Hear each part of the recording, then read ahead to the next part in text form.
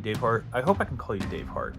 I figured a more personal response to this would be a little bit better to understand. So when it comes to Tyrannosaurus Rex, they weighed about 15,000 pounds. So they were a little bit too big to be able to actually physically run. So birds today, they do this thing where it's kind of like a fast walk. If you've ever like been driving and there's a bird across, in front of you in the street, and they kind of just like back across the street, that's kind of their fast walk. So it's a lot more efficient to do that than to actually pick up one foot then the other foot like we do when we run. So Tyrannosaurus Rex probably only did that because it was just too heavy. If it tried to do those big impacts like we do when we run, it would probably break its legs. It's just too heavy for that. So that's how scientists have been able to clock how fast it can run based off of that fast walk cycle. And due to the muscles, yes, it does have a lot of muscles. Yes, there was more oxygen back then, but it was more of a physical test, I guess, if that makes sense. Scientists have been able to kind of use the anatomy of Tyrannosaurus Rex and kind of show like, okay, this thing can't run that fast or can't walk that fast. So about 13 to about 15 miles an hour is roughly as fast as it probably could go. And you mentioned sauropods a lot. You've been mentioning sauropods a lot. And here's the text thread that you've been talking to me and one of the other commenters in this. But you're mentioning sauropods a lot. And when it comes to the Hell Creek Formation where Tyrannosaurus Rex was found, there's not a lot of sauropods out there. Especially in the United States, there really wasn't a lot of sauropods in general in the late Cretaceous.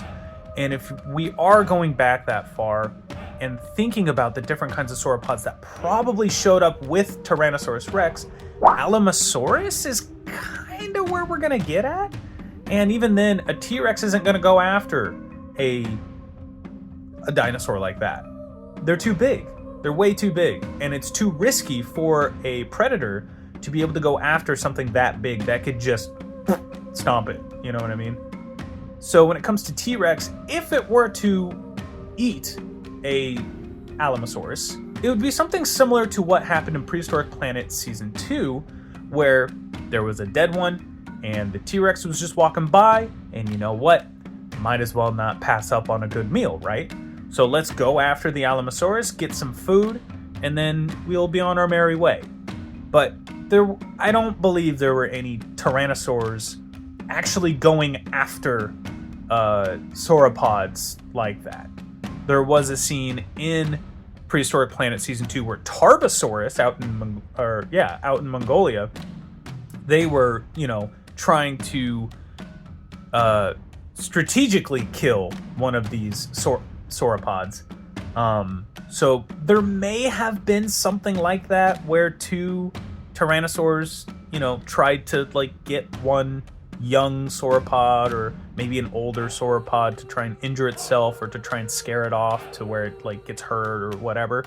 Yeah, maybe that, but it's too much of a risk for a predator. I mean, most predators, they go after stuff they know they can attack. Like when it comes to elephants, again, they're going after the young, they're going after the sick, they're going after the old.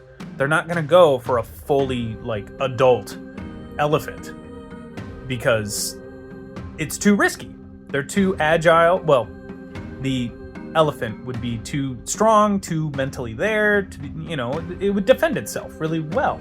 And a sauropod would also do that. They have a really strong tail, maybe not like a whip, but a good strong battering tail, big feet to be able to swat at them. Maybe they did use their necks. I doubt it, but that's a lot of weight to roll around.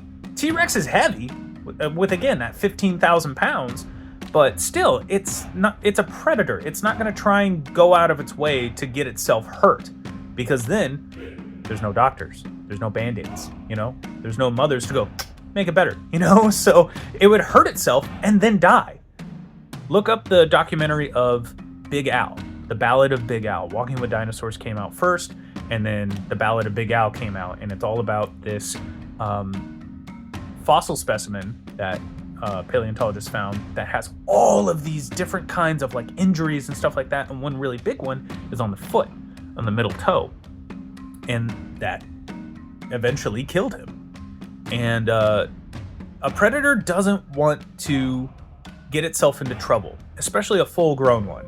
Where Big Al, he was kind of like getting to sexual maturity and stuff like that, or skeletal maturity, I should say.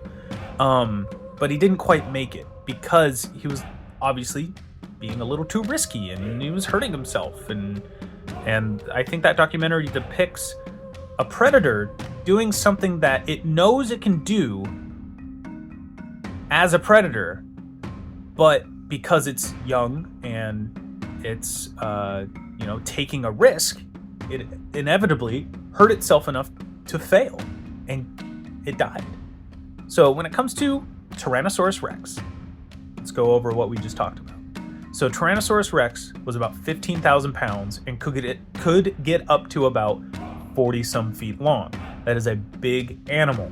So running like we do, or like you mentioned, an ostrich, it can't run that way. The body just doesn't allow it to do that. Now, an ostrich, if you notice, ostriches are very thin. A lot of their body parts are very thin, very small. So something like a Gallimimus or a Struthiomimus or something like that probably ran almost identically to emus and ostriches because they have the same body plan.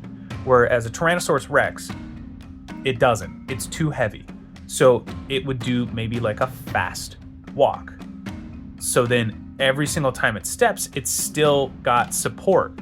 It never like picks up both feet off the ground. Sometimes humans do that. A lot of times prey animals do that. Or, you know, like a rhino. I saw a picture the other day, a rhino running, and they lift all of their feet off the ground when they run at some point. A T-Rex would not be able to do that. So that fast walk, I was gonna say fast run, that's redundant, but a fast walk would be a little bit more efficient for an animal like that. And they were probably pursuit predators. They probably didn't, you know, burst out of the trees like in Jurassic Park or in Disney's Dinosaur and just start screaming at things. They probably, again, did what Prehistoric Planet did, and they had two brothers. One deliberately makes a noise, so then all of the Edmontosaurus go one way, and then there's the other brother that tackles one of the other Edmontosaurus because it didn't know there was two. It just heard the sound from over here, went this way. Oh, surprise! Here comes another one. And they're not screaming alone trying to kill things. They probably didn't do that. No predator today does that. It's a lot of sneaky stuff. So if it were to eat something, it's not gonna try and like attack something that's bigger than itself. It's not gonna try and, you know, go out of the trees and start screaming at things to try and get things to run away by itself. It'll probably have some kind of partner. But yeah, Tyrannosaurus, it was just too big to run. And as a probable pursuit predator and opportunistic scavenger, which a lot of predators are, that's probably just how it lived its life. It was too fat to run, and it was too slow to chase anything down, so it just was more of a pursuit predator, a sneaky predator, you know? So I hope this helps. This feels a lot easier to do than to type it all out. So I hope this helps.